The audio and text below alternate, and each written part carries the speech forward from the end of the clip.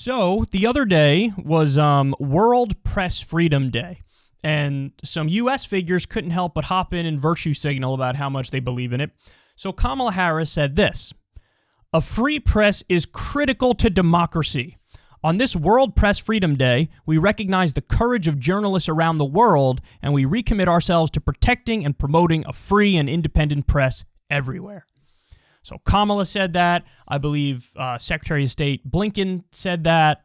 All these top U.S. figures came out there and puffed their chest out and said, "Yeah, we believe in good things and we don't believe in bad things, and here's my tweet on it." And listen, this is one of those things where the media will come themselves. Because they're like, oh, they think we're important. They think we matter. We don't even think we matter. And we think we suck at our jobs, but they like us. And listen, I mean, this is like the opposite of something Trump would do. Trump, of course, all the time, fake news, fake news, fake news. He would go after the media and say shit like that. And so elite media despised him. Elite media generally likes Biden and Kamala. Okay, so only one problem with them saying this. Of course, in practice, they don't do what they preach.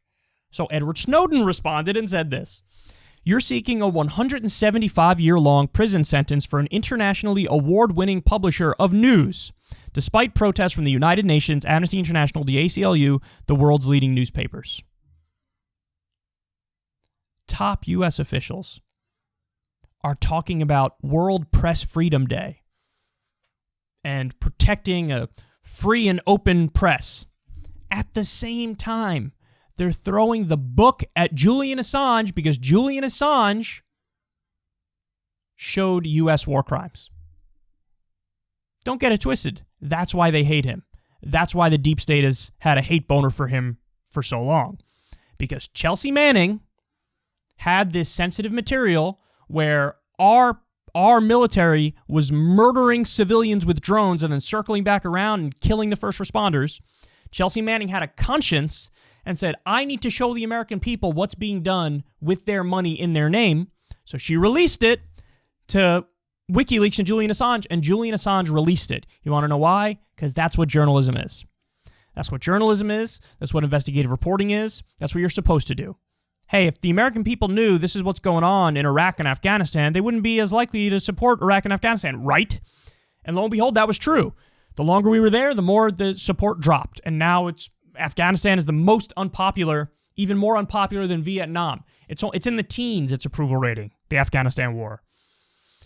And part of the reason for that is it was shown what we were really doing in these countries. So Julian Assange is a hero.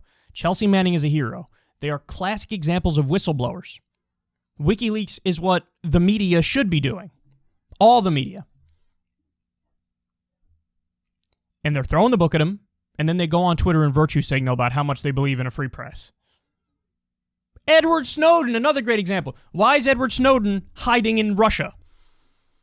Because U.S. officials want to throw the book at him too. What was his crime? His crime was showing the American people that the NSA is illegally spying on all of us. The Fourth Amendment of the U.S. Constitution protects you from unreasonable search and seizure. Edward Snowden said, oh my God, the NSA is collecting metadata on all Americans. That's an unreasonable search. That's what that is.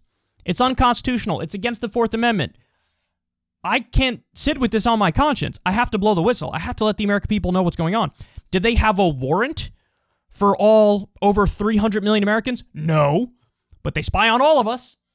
He leaked that fact to The Guardian and Glenn Greenwald. And now he's a pariah because of it, and they want to throw the book at him. Don't talk to me about press freedom. Do not talk to me about press freedom.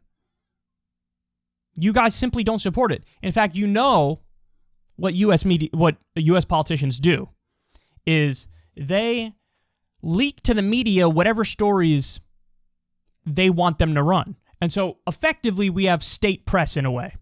The Pentagon does this the most, and the CIA and the deep state do this the most. They leak to their sources in the press, or they are the sources. They leak to their people in the press.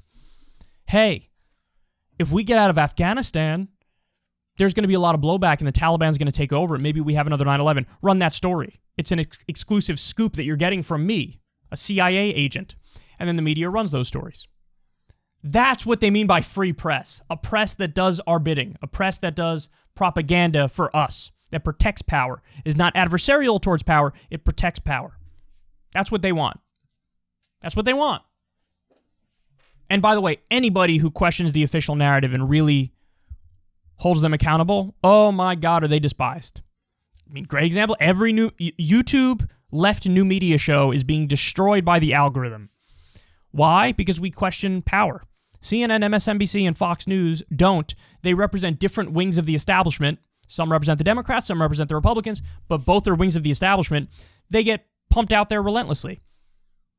YouTube left new media gets destroyed by the algorithm. Our stuff isn't recommended to new people almost at all anymore. So anytime you question power and authority, you're despised by power and authority. And so when the power and authority virtue signals about how much they believe in a free press, you always remember Chelsea Manning, Julian Assange, and Edward Snowden. Reality Winner is another great example. Reality Winner, whistleblower.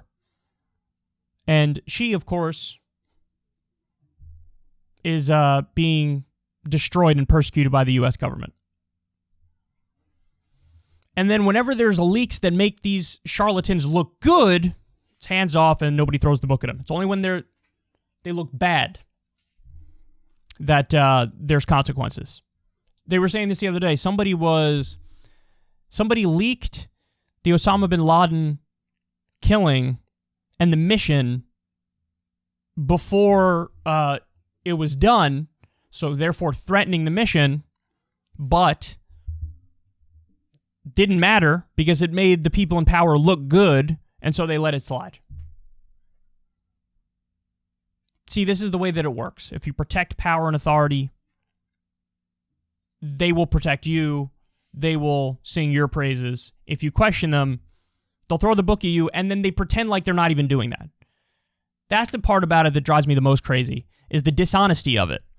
Like, if you're going to persecute Snowden and Assange and everybody who does their actual job, does real journalism, does real whistleblowing and exposés, if you're going to crack down on them, at least be honest enough to not tweet your virtue signaling bullshit about how much you love press freedom. But they're going to do that no matter what, and our shitty corporate media is going to love them because, hey, Trump would never say anything like that.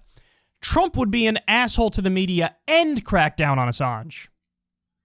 You know, we want the politicians who are going to sing the praises of the media and crack down on Assange, who tell us we're awesome while cracking down on real journalists and whistleblowers.